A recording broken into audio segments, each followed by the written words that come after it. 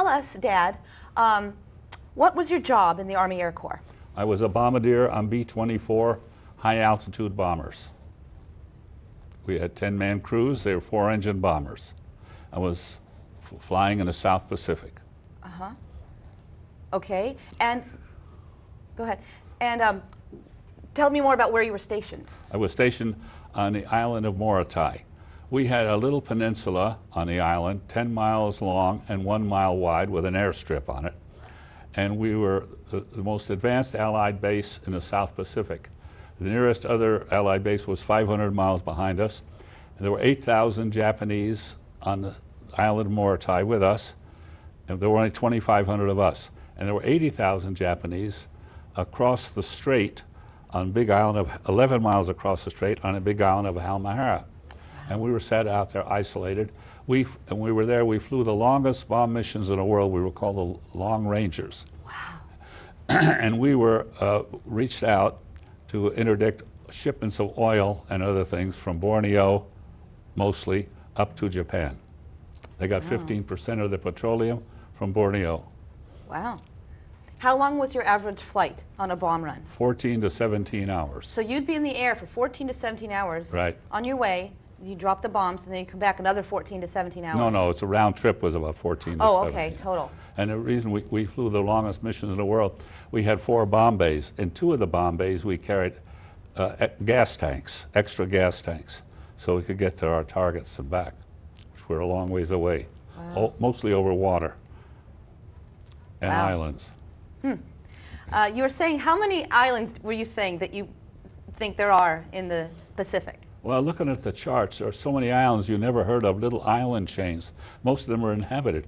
I think there must be... Inhabited or uninhabited? Inhabited. Inhabited, people live on them. Right. There must be at least 100,000 islands, maybe 1 million in the world. I mean, I look at charts. In the world?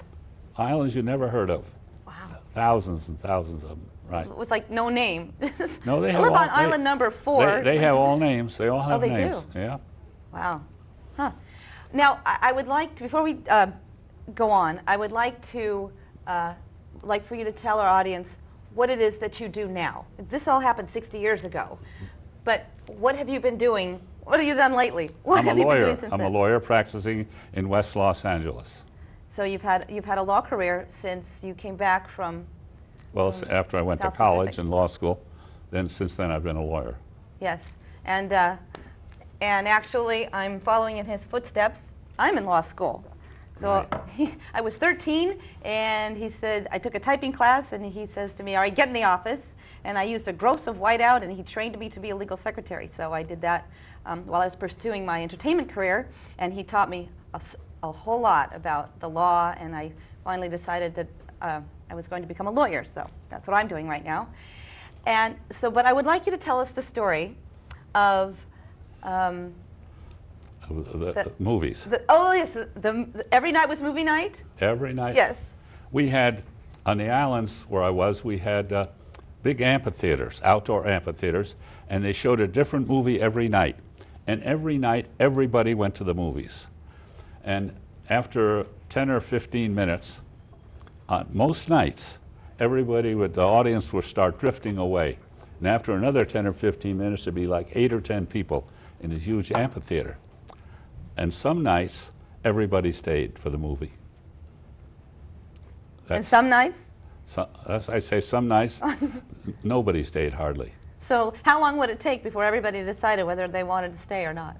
10 or 15 minutes. And then it was either completely empty? Well, no, they start drifting out, and the theater would pretty soon be almost empty. And some nights it was completely full? Yeah, everybody stayed. I think the amphitheaters held about 5,000 people or so.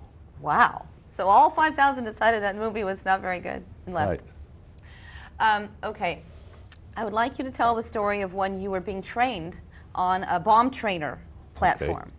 Okay. And I think we have a picture of this bomb trainer platform. Okay, go ahead. Well, at Bombardier School in Deming, New Mexico, we flew bombers, actual A-11 bomb training aircraft, twin engines. And we flew actual bombing missions in the desert on targets. But we also had a big hangar, and in this hangar were bomb trainers. And the bomb trainers were like an oil derrick, about 15, 20 feet high, with a platform on the top. And the pilot sat in the back and steered it, and the bombardier sat in the front. And it had 2 front wheels and a wheel and a third wheel, 3 wheels, third wheel in the back, and an electric motor.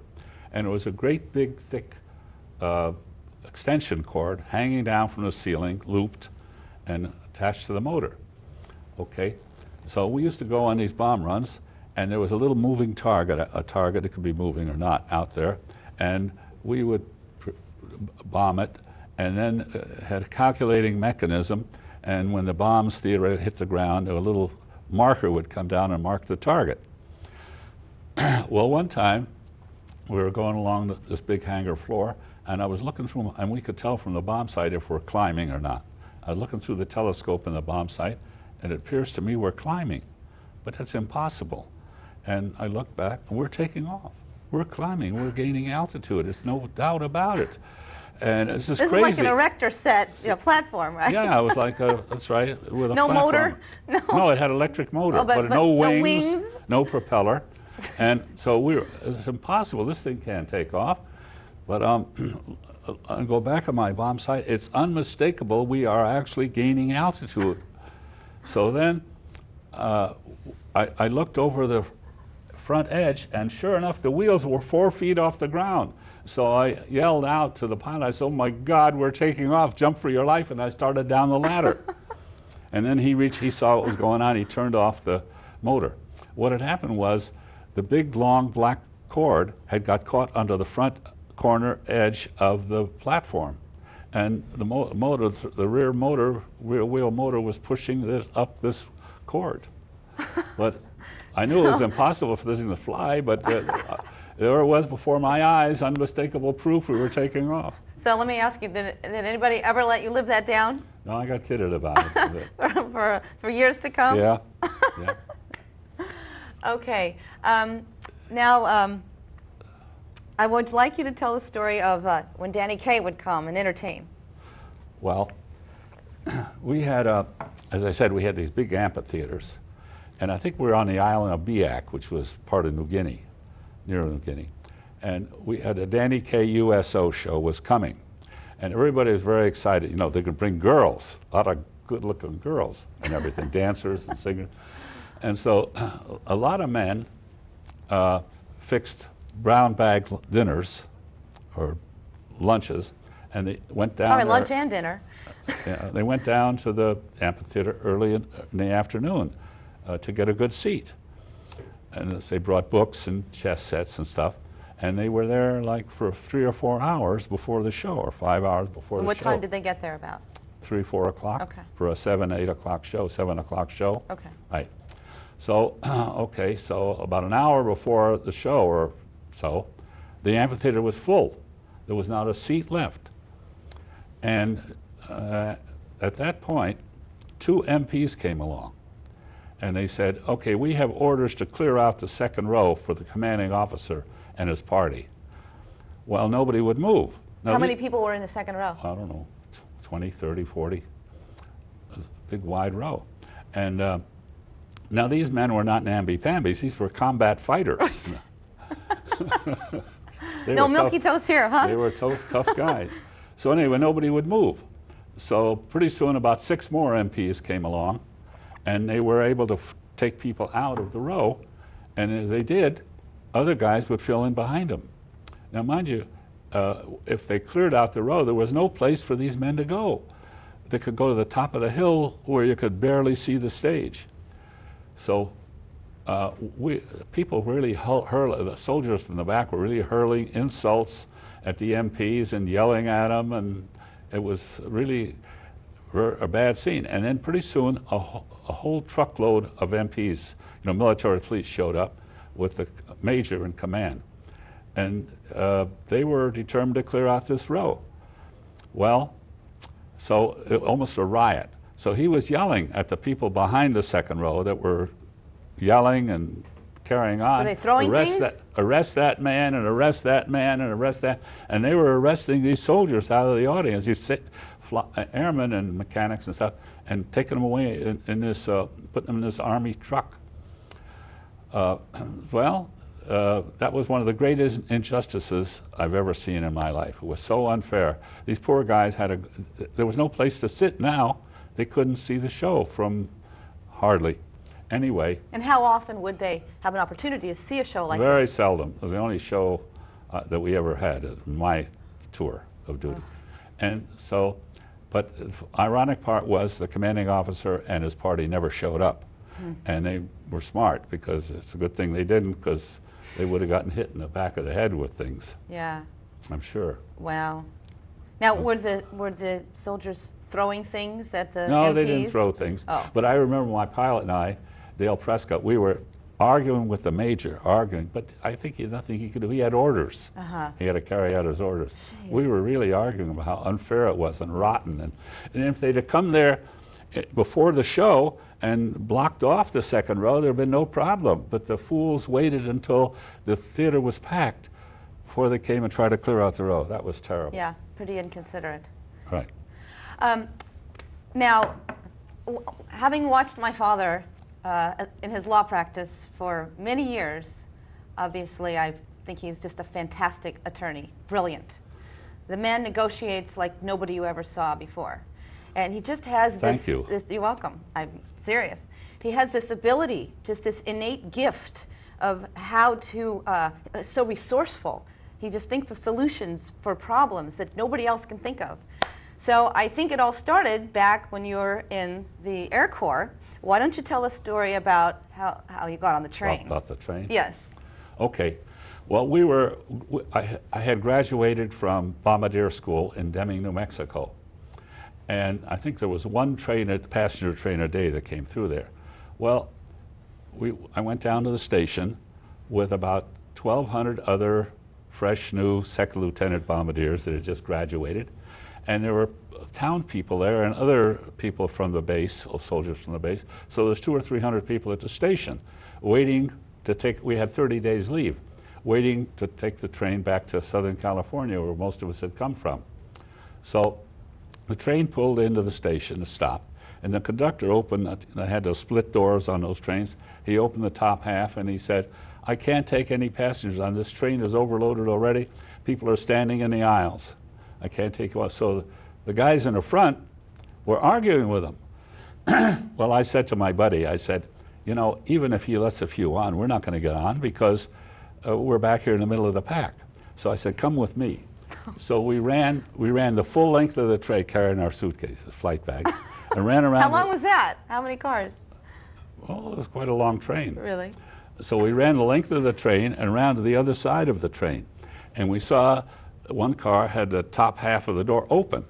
So I boosted him up, and he unlocked the bottom half, and then we climbed on the train. So then I waited until the train started moving, and not before. Once the train started moving, I crossed over to the other side and opened the top half of the door and waved goodbye to my friends. And they yelled out in emphasis, "Stegman, how did you get on that train?" They could see nobody got on the train. And you've been doing it ever since. Yeah, and one other thing too, on the train, it was a 24-hour trip. So I got pretty tired after a while, and there was no place to sit, let alone sleep. So, you know, between the cars, there's like a little catwalk in the middle, and then there's a little space where about a 3 or 4 foot square area to the door.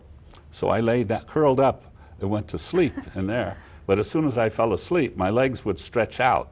I couldn't stay curled up, and the people would walk on me. So I had one of the little expandable gates, so I put a little expandable gate across there, fortunately, and we had one. And I curled up, and I slept there, all curled up. To make sure your feet didn't stretch out? Yeah, right. Oh, my goodness.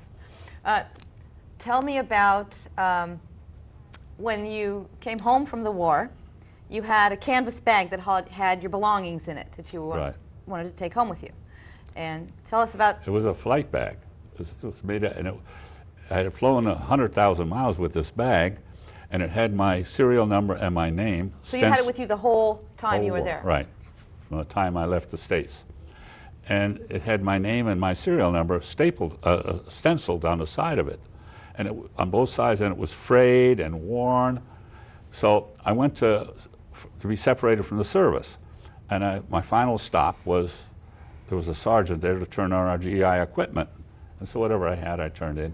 And then he says to me, "You can't take that bag with you, that's government equipment." I said, "Well, what am I going to take my stuff home in?" He said, "Well, you can't take that." So I had to go back to the PX, and I got 2 paper shopping bags and put my clothes and all my shaving stuff, all my stuff in these 2 paper bags. And I gave him this flight bag. He took a razor and sliced it and threw it in a pile of trash. Is that stupid or what? Pretty stupid. Yeah. And tell about the mattress covers. Well, the Japanese had occupied the Philippines. Oh, this is after we got to Manila. We were stationed at Clark Air Force Base in Manila. The Japanese had occupied the Philippines for, I don't know, 3 or 4 years. And the people were really impoverished. They really were suffering. And we had, after the war battle ended, we had a bunch of cotton mattress covers. And we had millions of them in the warehouses that we're never going to use. And the Filipinos, they loved those mattress covers. They made dresses out of them. They made shirts and everything out of them. And we traded, they made handcraft, like little carved boxes, and they made things, and they traded it to the soldiers for these mattress covers. Well, the MPs then went and searched their tents, not tents. When was this? How far into the war? Right after the war, shortly after the war. And we were still, they had houses, bamboo houses built up on stilts. And the MPs, military police, went in and searched their little houses and took back the mattress covers. Why? And we didn't have any use for them. That was now surplus. The military mind, who knows. We had no use for them. Same reason that they sliced my flight bag and threw it in a pile of trash. Hurry up and wait. That's another thing about the Army, yeah. Now, tell us about reverse alphabetical order. That's another big thing about was a great injustice. And people had no imagination. Whenever we had to get haircuts or shots or anything, okay, you guys, line up in alphabetical order. And we would sometimes be standing in the snow for hours. Well, Aronson and Abrams and Adolf, they got their shots or their uniforms, and they went back to the barracks so they could take a nap or play poker or whatever. We had to stand in the snow for hours. And do you think one time, one Army sergeant ever said, okay, you guys line up in reverse alphabetical order? Never, never, never. Not one of them in all the time, the whole war, ever had the sense of fairness to do that. So Zimmerman and oh yeah, Zucker. Zucker, they had the worst of it. Stegman. No sergeant ever had compassion. Oh my goodness. Why don't you talk about the invasion of Brunei Bay? Okay. Brunei Bay was on the east coast, on the west coast of Borneo. And as I said, the Japanese were getting a lot of their petroleum from Borneo. Now the Sultanate of Brunei, the nation of Brunei, had a big bay, Brunei Bay. And the Sultan of Brunei now owns the Beverly Hills Hotel. And his brother, the prince, owns the Bel Air Hotel today. Oh, really? Right. And so this was near the end of the war, and it was the biggest invasion of the war, I think, the most massive invasion. And they wanted to cut off the oil to Japan because we were getting ready to invade Japan.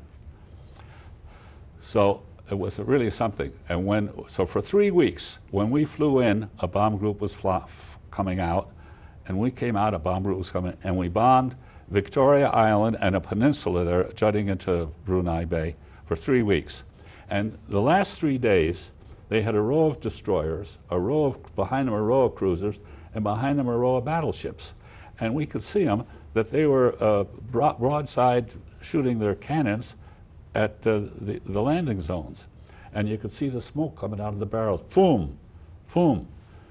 Oh, now, I was fortunate enough to circle for an hour over the invasion at 5,000 feet, because we were ordered to bomb a wooded hillside overlooking the beach on Victoria Island.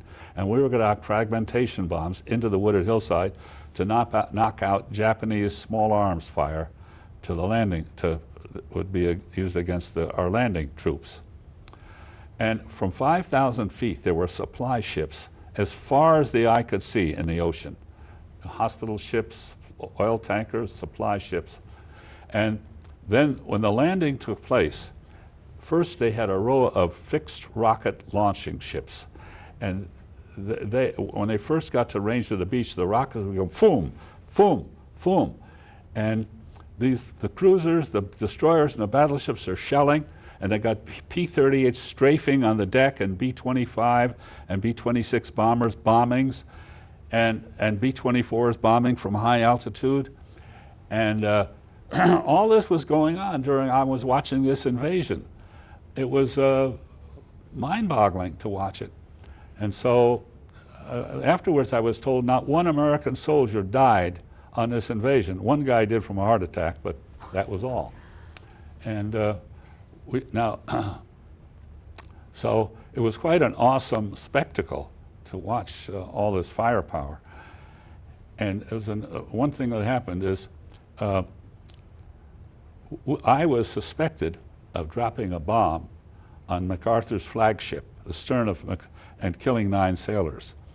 And so, because we had flown over his flagship while in the invasion. Well, when we took pictures of our bombs hitting. So when we got back, I was really scared. I was really sweating out while at the intelligence shack they were developing our pictures, flight pictures, aerial pictures. And so I was really nervous. I was vindicated. Every one of my bombs was in my target. Wow. Oh my goodness. Well, you must have been through a lot of harrowing feelings where you just didn't know if you were going to be alive in the next moment. Oh yeah, that's true. How do you resolve yourself to that? Well, I don't know. You just have to do it. Yeah. You just felt it was the right thing to do, and. Well, there was one instance. Different people reacted differently. See, our bombers, as I said, we flew the longest bomb missions in the world because we had to interdict Japanese shipments of oil, refineries and oil tanks. So our planes wouldn't climb unless we lifted the landing gear. Because of the wind resistance of the landing gear, the plane wouldn't climb unless it came up. So we took off in the landing gear one time, fully loaded, and with gas and bombs, and the landing gear wouldn't come up. Now, the plane was at full throttle, full power, and the instructions were it was not to be at full power for more than 45 seconds. But not only that, there was a wire in front of the throttles, and the pilot could push the throttle through that for a short time temporarily for extra power. And he had done that. And we were about 10 or 20 feet off the ocean. And we were there for 45 minutes. And it was unbelievable. At full throttle? Full throttle. And you weren't supposed to be for more than 45 seconds. Right.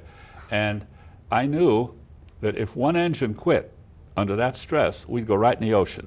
And we were so heavily loaded with armor and bombs, and we'd go right, to the bottom. Well, after a while, I went up to the flight deck and I said, after about 10 minutes, I said, listen, let's jettison our bombs because we can't go to our targets now. We're not going to have enough gas to go to, used up all the gas. I see. So he said, the pilot wouldn't let me do that. So then I said, well, let's dump we're going to have to go to a tertiary target anyway, but lightly defended. Let's get rid of the ammunition. He's okay. So I instructed the gunners to dump all their 50 caliber machine gun. Then he says, but have them keep 100 for each gun. So we dumped most of our ammunition overboard. And we have 1 minute left. So. Okay. Did you Well, finish the up? point of it is, the next day, he said, you know, I was thinking what would happen, last night I was thinking what would happen if one engine went out and I broke into a cold sweat. But I was laughing about it. But I was in a cold sweat at the time that we were... But afterwards you were able to laugh Yeah, but about it. afterwards I was laughing about it. That's So amazing. he wasn't... We have to stop now. Okay. I've had an absolute ball. You're you. fascinating. You're just Thank you. such a pleasure, and I'm so thrilled that you're Well, my thank father. you. Thank you. And thank you And I'm so thrilled much. you're my daughter. Thank you. Thank you so much for all the stories. You're welcome.